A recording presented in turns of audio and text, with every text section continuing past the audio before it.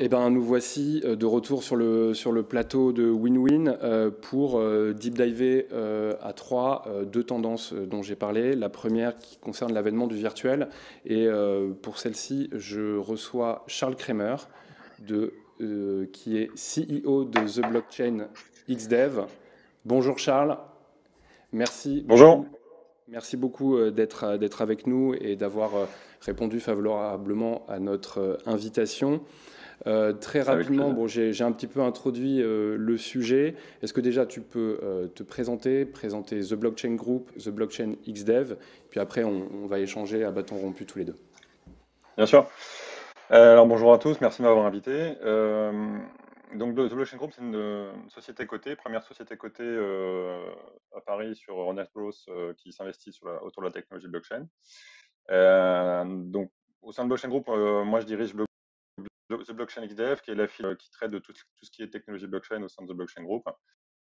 Donc on fait deux choses, on fait du service, on accompagne dans le cadre de leur projet, et puis on est également éditeur de logiciels, on a une plateforme qu'on appelle AnyBlock qui permet d'accompagner simplement nos clients dans le cadre du développement de leur application. Donc Blockchain Group aujourd'hui c'est 250 personnes sur différentes technologies comme la data intelligence, le web en général et bien sûr la blockchain, et puis particulièrement sur la blockchain que je dirige, Blockchain XDev, c'est près d'une quarantaine de personnes. Ok, très bien. Est-ce que tu peux nous en dire plus sur tes clients, sur l'accompagnement, en donnant peut-être un ou deux exemples précis, et Bien sûr, sur votre modèle économique aussi au bien sein sûr. de Blockchain Group, s'il te plaît? Bien sûr, donc nous, existe depuis fin 2018. On a près d'une trentaine de clients aujourd'hui, donc tous secteurs confondus dans l'industrie, dans la banque, la finance, donc des clients comme la Caisse des dépôts, comme EDF, comme Stellantis, voilà, mais également dans le sport, dans le gaming, le sport bien sûr, hein, c'est important de le souligner ici. Voilà, donc on travaille sur tout type de secteur, on est vraiment des pure players de la technologie blockchain. Donc, comme on a un business model qui est propre à nos deux activités, donc on a un business model de service, donc on accompagne nos clients avec des projets au forfait, tout simplement. Et puis, dans le cadre de notre offre technologique, on a un business model en mode SaaS, où on donne accès à nos clients à notre plateforme, moyennant un abonnement, pour leur permettre plus simplement de développer tout simplement leur application autour d'actifs digitaux, que ce soit des actifs, ce qu'on appelle des security tokens ou des NFT, bien sûr, comme vous avez tous entendu parler. Donc, je vais citer peut-être deux exemples pour donner les choses, rendre les choses un Oui, petit bien peu plus sûr. concrètes. Donc, un de nos gros projets, un de nos gros projets, une de nos grosses offres, c'est la capacité de tokeniser des parts de société. Donc, on a notre plateforme AnyBlock, on a tokenisé par exemple un fonds de près de 30 millions d'euros. Enfin, fonds d'investissement qui vise 100 millions d'euros. Aujourd'hui, on a près de 30 millions d'euros tokenisés. Donc, c'est quelque chose qui sont voilà, possibles par notre offre et notre plateforme. Et bien évidemment, c'est des choses qui peuvent être aussi très pertinentes dans le domaine du sport. Voilà, la tokenisation des parts de sociétés, notamment des clubs, etc. L'autre projet qui aussi peut-être fait écho à ce qui peut se passer, ce qui se passe actuellement dans le domaine du sport, bien sûr, c'est un projet qu'on a avec la société FanLive, que j'imagine un certain nombre d'entre vous connaissent, dirigée par Alain Roche, ancien joueur du Paris Saint-Germain. Donc, tout simplement, ce qu'on fait avec eux, grâce à notre plateforme AnyBlock, on va les aider à développer, à ajouter la dimension NFT finalement à leur application de fantasy sport telle que vous la connaissez aujourd'hui. Donc des choses qui sont finalement très similaires à ce que fait Sorare aujourd'hui, sauf que leur histoire est différente, c'est qu'ils viennent du sport, ils ont créé une application de fantasy sport et nous on leur apporte la dimension blockchain. Là où Sorare, finalement une équipe, des personnes qui viennent plutôt du monde de la blockchain et qui se sont investies dans le domaine du sport. Voilà. Donc c'est ça qui est intéressant, c'est que nous on est des experts de la technologie blockchain, on fournit une solution technologique qui va permettre finalement tout porteur de projet de faire ce qu'a fait Sora dans d'autres sports. Il n'y a bien sûr pas que le football comme sport, il y en a plein d'autres opportunités que celle de Sora. Ok, très clair, merci, merci Charles. Moi j'ai une question. Qu'est-ce qui se passe? En fait, on est observateur. Il y a Arthur avec moi en plateau, Antoine, Magali tout à l'heure. Qu'est-ce qui se passe dans le sport? On a quand même l'impression qu'au même titre que dans l'art, dans le luxe ou le retail, c'est déjà des secteurs qui ont pris en main le sujet de la blockchain. Le sport semble aussi faire la même chose. Comment tu expliques ce phénomène alors que le sport était traditionnellement pas un des secteurs les plus innovants du marché. Comment tu expliques ce phénomène? Alors, pour expliquer ça, je pense qu'il faut bien comprendre les raisons d'être de la technologie blockchain, ce qu'on appelle le Web3 maintenant aujourd'hui, on en parlera après. Oui, Donc, la blockchain, finalement, ce que ça permet de faire, ça permet de digitaliser la valeur, de la rendre beaucoup plus liquide, et ça permet aussi de faire ça aussi un contexte de décentralisation. Donc, c'est ça qui est intéressant de bien comprendre, c'est digitalisation de la valeur et décentralisation. Et quand on a bien compris ça, on comprend que finalement, les secteurs qui sont les plus touchés, c'est les secteurs où finalement la valeur elle est pas encore très liquide et du coup on a des freins finalement à se partager ces valeurs et puis des secteurs où finalement on a aussi un intérêt à apporter plus de décentralisation. Je pense notamment le sport, c'est effectivement tout à fait intéressant, c'est davantage d'y associer les fans, voilà, finalement davantage les impliquer dans finalement la réussite d'événements, etc. Et de leur donner beaucoup plus aussi de retour finalement sur investissement, de beaucoup plus les inciter. Donc, finalement, c'est ces deux éléments-là qui fait qu'il faut que ça matche bien avec les secteurs du sport, comme le luxe, comme l'art, parce que finalement, on a envie d'abord de rendre liquide, de digitaliser ce qui a beaucoup de valeur. Donc, le bien sport, sûr. ça draine beaucoup de valeur, l'art, le luxe également. Demain, ça ira dans tous les secteurs, mais bien sûr, d'abord, ces technologies-là vont attaquer les secteurs où il y a beaucoup plus de valeur et pour lesquels il y a très peu de liquidité. Voilà. Si on prend des secteurs très liquides comme les marchés financiers, etc., en soi, aujourd'hui, la blockchain, elle n'a pas vraiment disrupté évidemment les marchés financiers tels qu'on les connaît, parce que c'est déjà très liquide. Alors que les secteurs comme le luxe, comme l'art et comme le sport, voilà, on voit l'intérêt de rendre liquide un certain nombre de choses. Parce que quand je dis la valeur, c'est aussi bien les clubs, l'image de marque, enfin les événements, le joueur, etc. Ça c'est beaucoup de valeur en soi. Et c'est des choses qui sont aujourd'hui, comment dire, peu liquides ou sont digitalisées, c'est-à-dire qu'on ne peut pas assez facilement s'échanger, monétiser finalement cette valeur. Très bien, donc ça veut Donc ça dire va aussi que ça certainement crée. disrupter beaucoup de choses dans le domaine du sport. Oui, J'en bien doute sûr, mais absolument pas. on peut aussi se dire que ça crée des objets très spéculatifs, très volatiles. Est-ce que donc l'industrie du sport doit redouter aussi l'arrivée de ce type de technologie du fait de l'aspect spéculatif de la valeur que créée? Bien sûr, la spéculation, c'est vrai, vous avez raison. Effectivement, la spéculation, c'est quelque chose qui est aujourd'hui très fortement présent dans tout ce qui est, tout ce qui est blockchain, hein. Si on prend le cas de Sora, si on prend le cas de Sora, je pense qu'une grande partie de la valeur, la valeur des cartes et des volumes qui sont échangés sont liés à la spéculation et sont d'ailleurs pas forcément des acteurs individuels, particuliers, et encore moins des fans, mais beaucoup plus des spéculateurs, investisseurs et pas plutôt des acteurs institutionnels. Donc effectivement, c'est pas forcément quelque chose qui a toujours du bon. Je pense que ce qui est positif, c'est que ça permet aussi, il y a une tendance, ça permet c'est une lame de fond, ça permet de pousser une tendance de fond qui va, je pense, quand même dans le bon sens. Après, avec les dérives effectivement qu'on peut constater, qu'on a constaté dans la blockchain et crypto-monnaies au tout début et qu'on constate aujourd'hui de moins en moins, on voit que c'est des choses qui se démocratisent. Donc, il faut voir comme finalement, certes peut-être un passage obligé, qui effectivement apporte des difficultés parfois, et qui rendent parfois un peu inaccessibles aussi des choses qui, dans leur fondement, sont très, très saines. Mais ça, j'ai tendance à penser que ça va se tarir et que ça va se démocratiser avec le temps, comme on commence à le voir avec les crypto-monnaies. Ok, très bien. Tu l'as abordé tout à l'heure, un peu le Web 3. Évidemment, c'est inhérent au développement de la technologie blockchain. Moi, si je comprends bien, le Web 3, c'est le web actuel avec la couche blockchain. Est-ce que tu peux aller un petit peu plus loin dans cette définition et nous dire ce que ça va changer dans nos rapports sociaux et économiques, l'avènement de ce Web 3, s'il te plaît?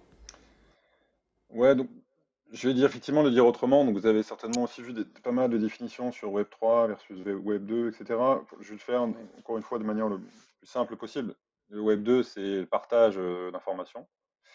Et le Web3, c'est le partage de la valeur. Je pense que c'est aussi simple que Très ça bien. la différence. Et c'est aussi simple que ça, par contre, ça veut dire beaucoup de choses derrière, beaucoup de changements radicaux. C'est-à-dire, partage de la valeur, ça veut effectivement dire que au sein du web, on va pas de dire se payer sans tiers de confiance. C'est ça qu'il faut bien comprendre. Il faut comprendre que ça implique derrière de dire ça. Un web qui permet de partager les valeurs, ça veut dire de manière complètement décentralisée, ça veut dire qu'on va être capable de s'échanger tout type de valeurs, c'est-à-dire que tout type de valeur qu'on a aujourd'hui dans le monde réel, elle pourra être digitalisée, elle commence à l'être, et on va être capable de s'échanger cette valeur-là à travers également des moyens d'échange qui seront aujourd'hui également eux-mêmes digitalisés.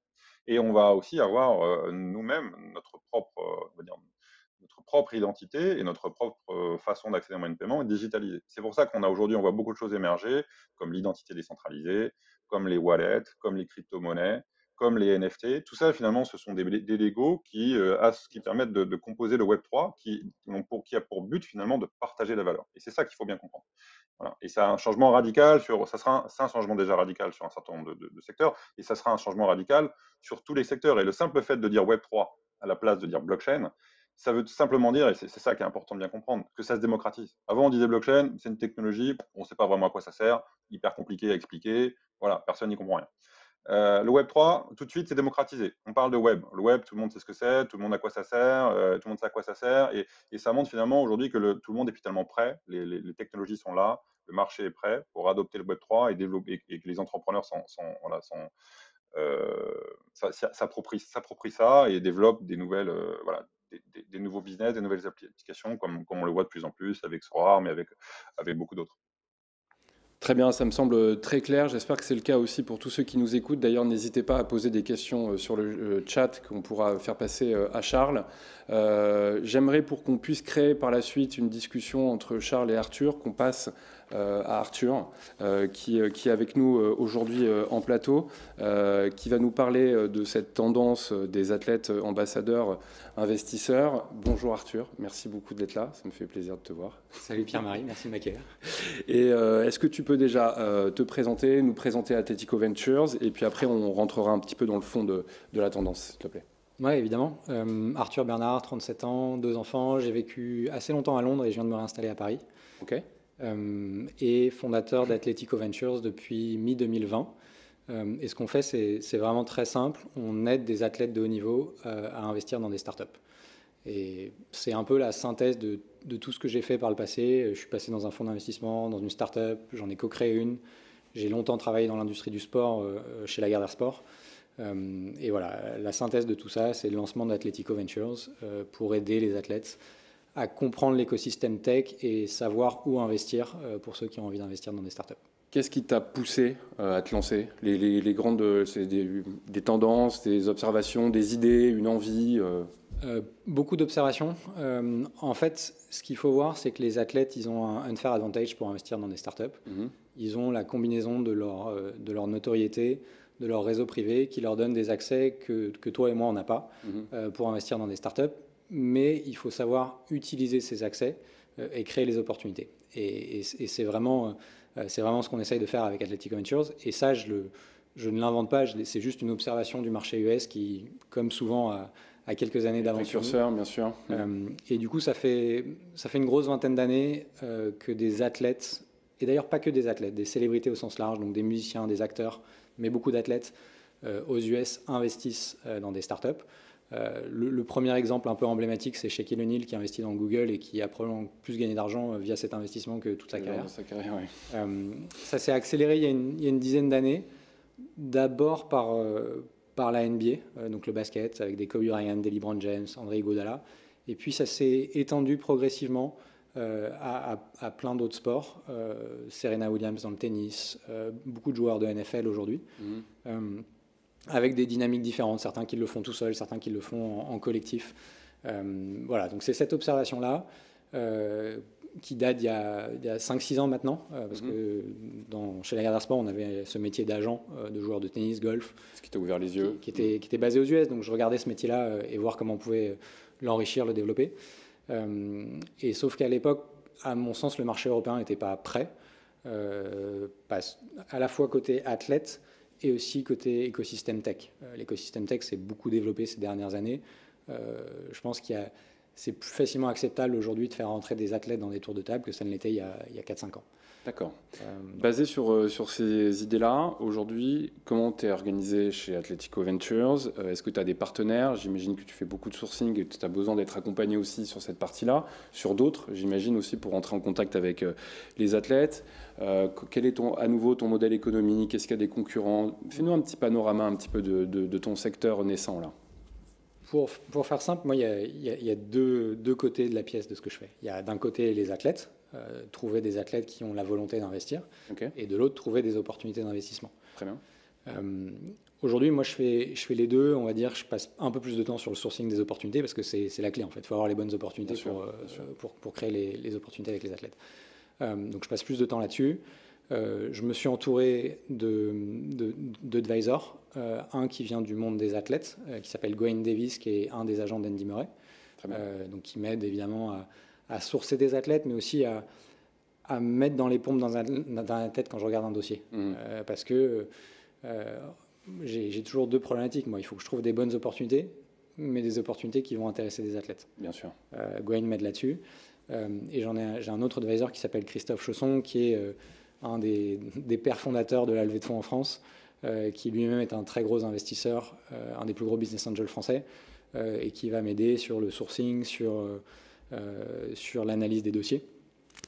Donc voilà un peu comment nous on est organisé. La façon dont on opère, c'est qu'aujourd'hui on fait ce qu'on appelle du deal by deal. Donc moi je passe mon temps à scanner le marché, à analyser des boîtes et à en sélectionner une infime partie.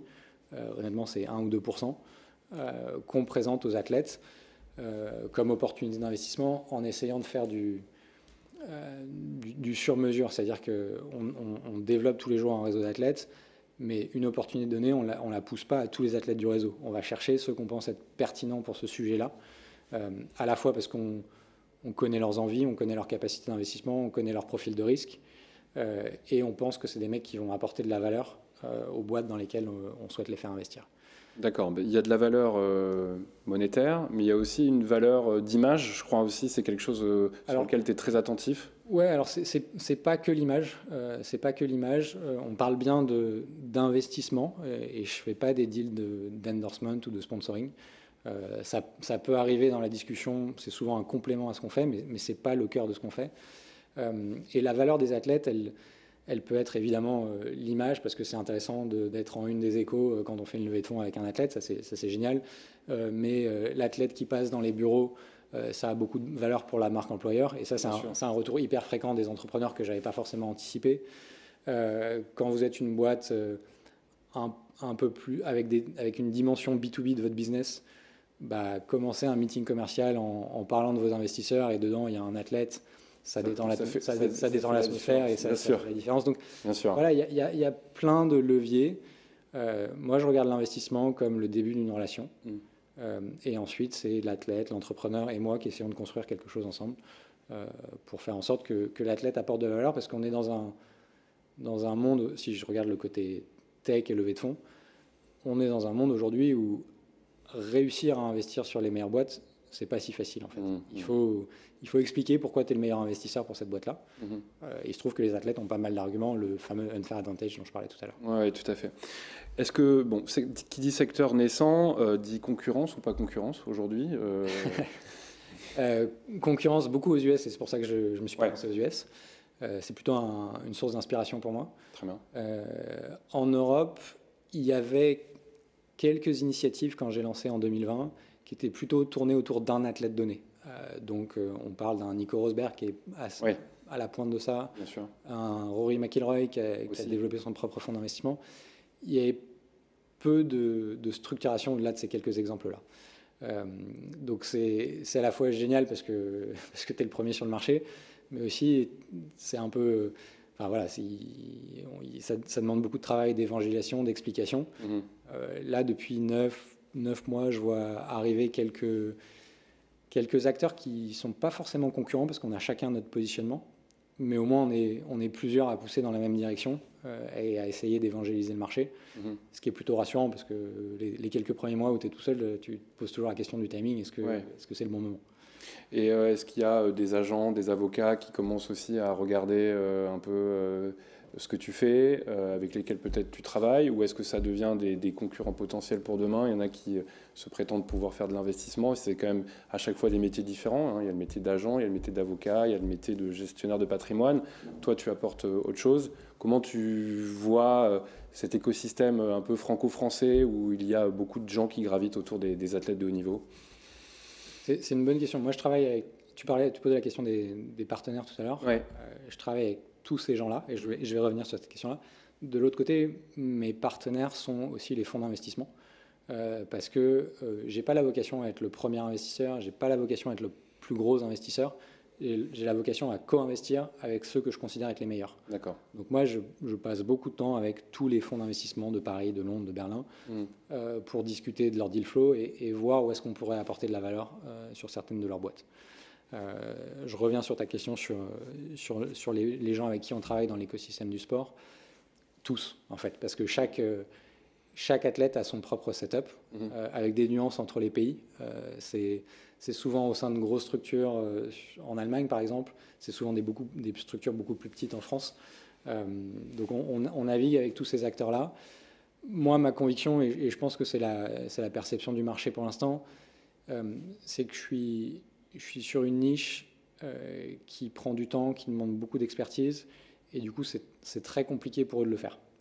Donc si on prend l'exemple d'un gestionnaire de patrimoine, pour l'instant les relations sont très bonnes parce que lui il va se concentrer sur 80-90% du patrimoine, faire ce qu'il sait très bien faire, de l'immobilier, de l'assurance vie, des actions, des obligations, et il y a 5-10% qui lui demandent potentiellement beaucoup de temps, sans être rémunératrice par rapport à son modèle à lui. Donc il est assez content d'avoir un partenaire de confiance comme moi pour traiter de cette partie-là.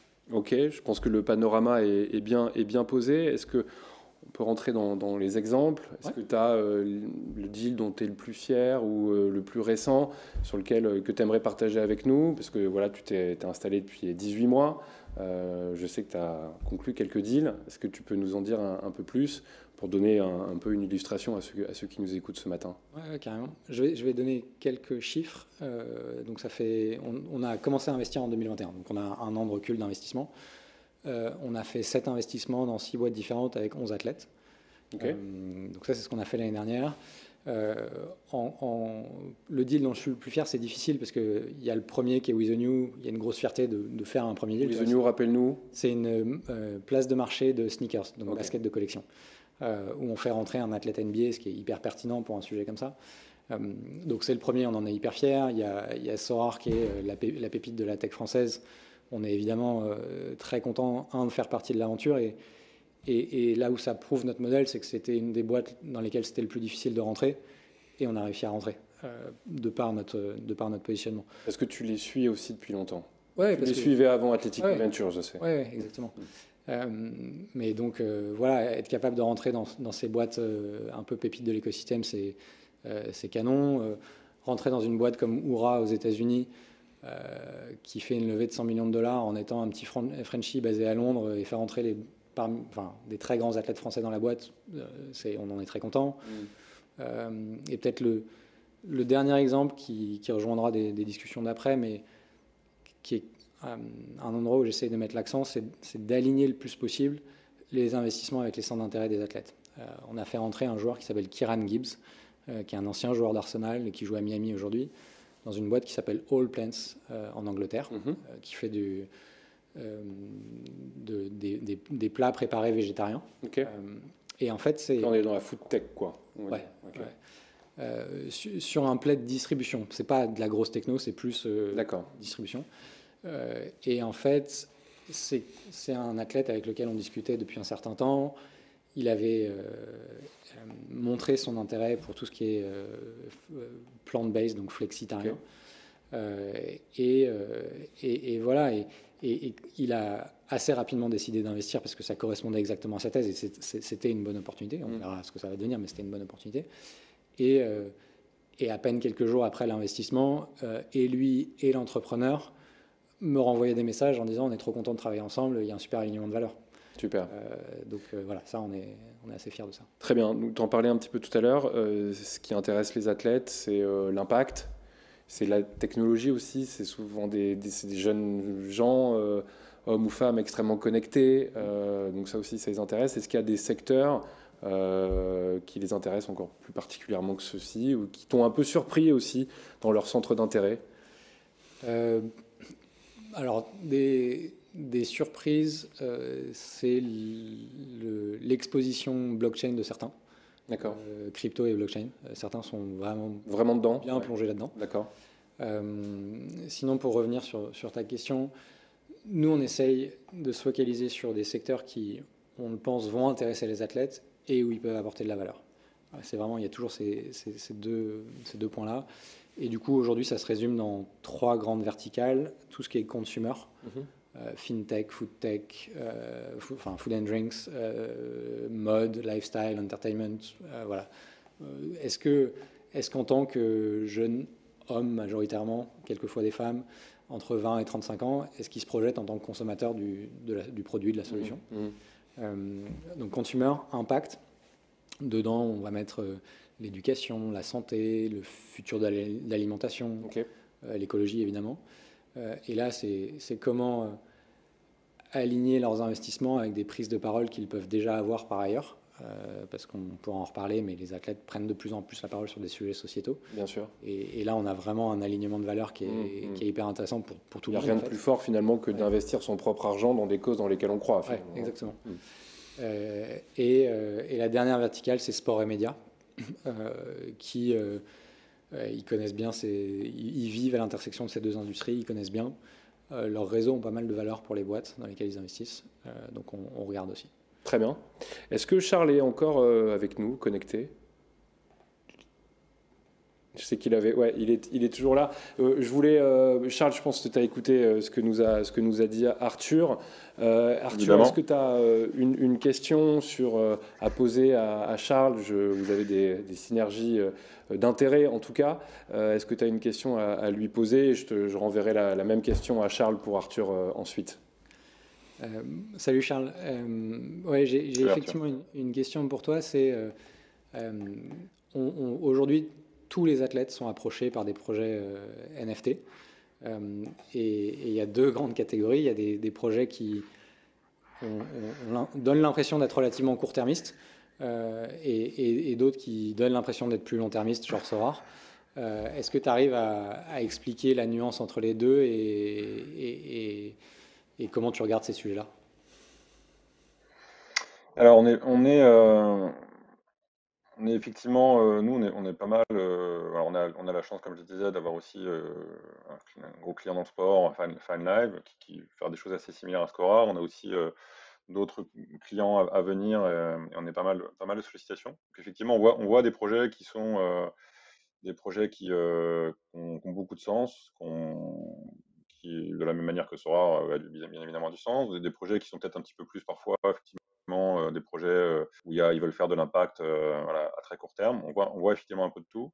Je pense que ce qui est intéressant, donc si je me mets essayer de répondre à la question en mettant de votre côté, je pense que ce qui est intéressant, c'est aussi ce qui fait une des réussites de Sora, c'est qu'en fait, il y a une vraie maîtrise de la technologie blockchain dans l'équipe de Sora et de son potentiel. Et finalement, c'est ça qui permet d'aller au-delà finalement du fait de surfer sur un buzz, c'est que ils ont compris très tôt, tout de suite, finalement, en quoi la technologie blockchain allait disrupter le sport, en tout cas pour ce sur quoi ils s'investissent.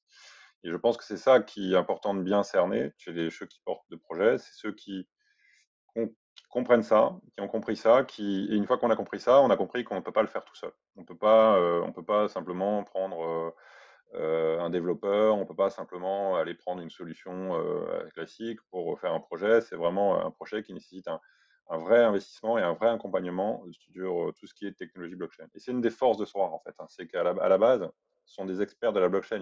C'est les fondateurs, enfin, une partie des fondateurs de Sora, ils viennent d'une autre société qui était un pure player de la blockchain. Et donc c'est ça qui est, je pense, important de bien comprendre.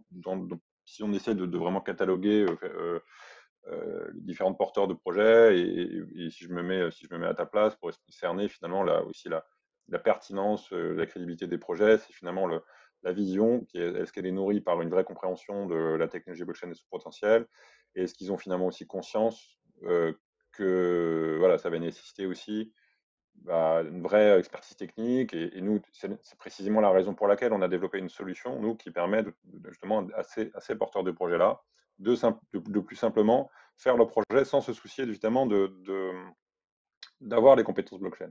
Parce que parfois, il y a un peu de naïveté, hein, c'est que ouais, je vais connecter un wallet et puis c'est bon, je vais émettre 3 NFT. Sauf que ça, c'est bien pour faire effectivement une petite com. Mais, voilà. Mais si on veut faire un projet solide comme celui de Sora qui scale, comme on dit, voilà, faut autre chose. Donc voilà, donc je pense que c'est ça qu'il faut bien comprendre. J'espère que ça répond à ta question. Ouais, merci beaucoup. Et donc, toi, Charles, est-ce que par rapport à la présentation d'Arthur, le secteur d'activité qu'il a choisi d'intégrer, est-ce que ça appelle une curiosité de ta part ou la volonté de poser une petite question aussi? Ouais, complètement. Donc moi, forcément, je pense on est un peu, comment dire, des deux côtés, voilà, tous les deux des deux côtés côté différents un peu du sujet. Enfin, si on parle du sport et de la blockchain, donc Arthur est côté, voilà, côté athlète, investisseur, fonds d'investissement en général, etc. Côté porteur de projet, nous on est plutôt côté techno-provider, etc. Donc c'est super intéressant. Du coup, moi, j'ai écouté attentivement et c'est toujours intéressant pour moi de comprendre l'appétence finalement qu'il y a dans le monde du sport par les athlètes avec lesquels tu peux discuter sur ces sujets-là, sur la blockchain, sur la crypto-monnaie, sur les NFT et plus largement voilà, sur les projets qui veulent disrupter le sport à l'aide à l'aide de la technologie blockchain.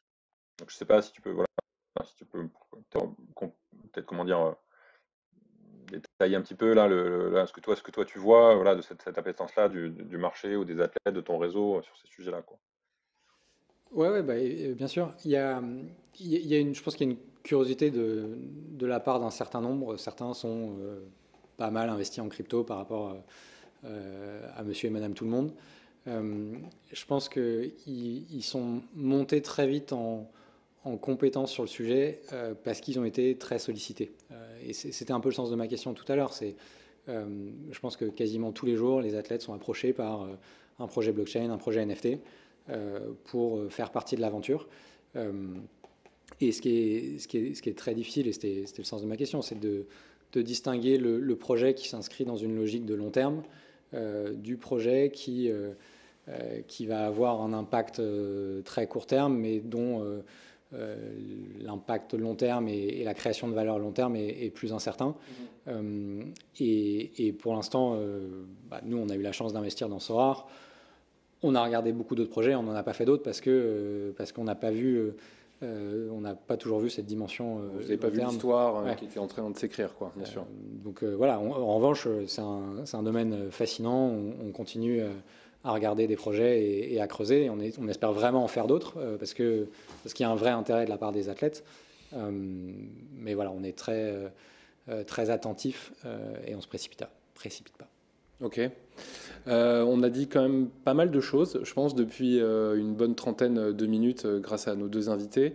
Antoine nous a rejoints. Est-ce qu'il y a quelques questions qui viennent du chat? Tu me fais signe que oui. Absolument. Et donc je vais te laisser les poser à nos invités, s'il te plaît. Ouais, tout d'abord remercier nos deux invités. Merci Arthur, merci Charles. Très beau témoignage de tous les deux. Et je rappelle qu'ils sont en lien avec certains événements que nous organiserons, la conférence sur les NFT et crypto en juin, et puis une autre en mars sur les fonds d'investissement. Je vais repréciser, effectivement, il y a un gros événement le 6 juin à Roland-Garros, je crois, sur les NFT. 2 juin. 2 juin. Et tu y étais presque. Ouais, j'y étais presque. Et là aussi, on aura, je suis sûr, de très, très bons invités. On aura encore plus le temps d'en parler. Absolument. Première question, même double question pour toi, Arthur. La première, c'était sur les athlètes. Est-ce que dans ton fonctionnement, est-ce que c'est toi qui vas chercher les athlètes? Est-ce que tu as des demandes entrantes avec des athlètes qui ont déjà des projets en tête? Ça, c'est la première.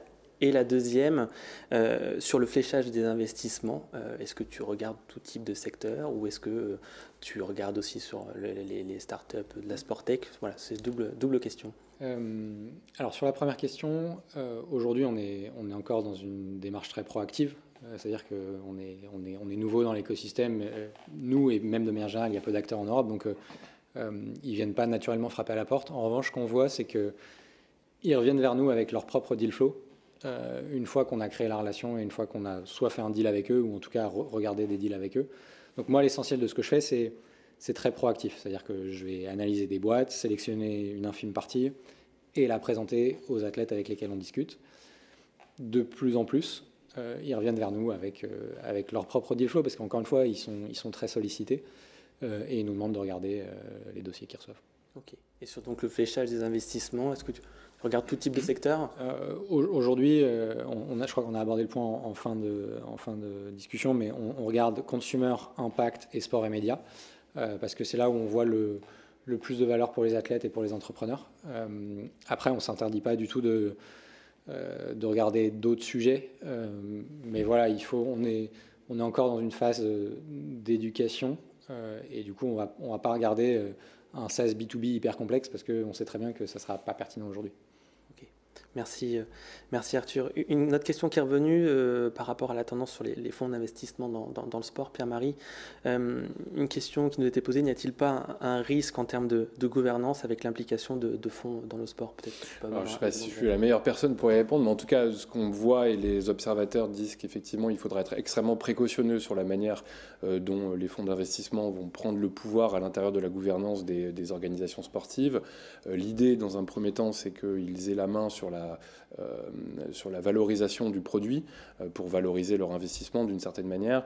Je pense effectivement que ce ne serait pas de bon ton aujourd'hui de leur donner un pouvoir de gouvernance et de modification des compétitions sportives, puisque les détenteurs de droits doivent garder la main là-dessus, c'est extrêmement important. En revanche, il y aura sans doute des améliorations à faire, d'optimisation des calendriers. Si on pense au rugby, CVC va dans le tournoi Destination aussi pour faire évoluer le calendrier des compétitions internationales, éviter les doublons pour gagner en clarification et un produit clarifié et un produit qui a une plus grande valeur. Donc ça sera quand même à observer dans les prochains mois.